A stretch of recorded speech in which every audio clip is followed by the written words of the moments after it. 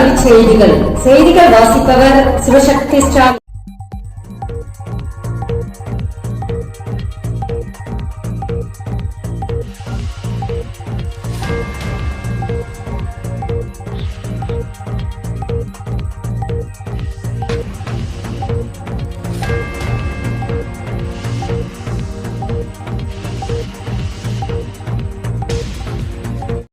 தமிழகத்தில் பொறியியல் கலந்தாய்வு எப்போது?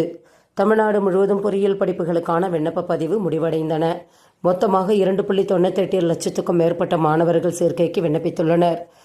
வரும் ஜூன் 11ஆம் தேதி ரேண்டம் எண் ஒதுக்கீடு செய்யப்படும். ஜூன் 20ஆம் தேதி வரை சான்றிதழ்கள் சரிபார்க்கப்பட்டு ஜூன் 27இல் தரவரிசை பட்டியல் வெளியாகும் என அண்ணா பல்கலைக்கழகம் தெரிவித்துள்ளது. அரசு பள்ளி பராமரிப்புக்கு ரூபாய் 97.95 கோடி மானியம். அரசு பள்ளிகள் பராமரிப்புக்கு ரூபாய் 97.95 கோடி மானியம் விடுவிக்கப்பட்டுள்ளது. தமிழகத்தில் உள்ள 37,476 அரசு பள்ளிகளுக்கு தொடர் பராமரிப்புக்கு மானியத்தை விடுவிக்க மத்திய கல்வி அமைச்சகத்தின் திட்ட ஒப்புதல் குழு பரிந்துரைத்துள்ளது. MBBS BDS படிப்புகளுக்கு விண்ணப்பங்கள் வரவேற்பு. 2025-26 கல்விக்கான MBBS BDS படிப்புகளுக்கு விண்ணப்பங்கள் வரவேற்கப்படுகிறது என அமைச்சர் மா. சுப்பிரமணியன் தெரிவித்துள்ளார். நீட் முடிவு வெளியான பின்னர் மாணவர்கள் விரும்பும் விண்ணப்பத்திற்கான கால அவகாசம் நீட்டிக்கப்படும் எனவும் தெரிவித்துள்ளார். முதுகலை கணினி ஆசிரியர் வேலை கல்வி தகுதி அரசாணை வெளியீடு.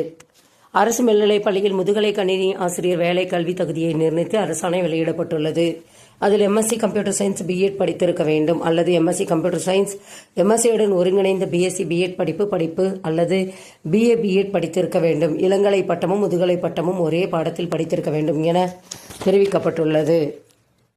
மாணவர்கள் விடுமுறை எடுத்தால் பெற்றோரை அழைத்து வர அறிவுறுத்தல்.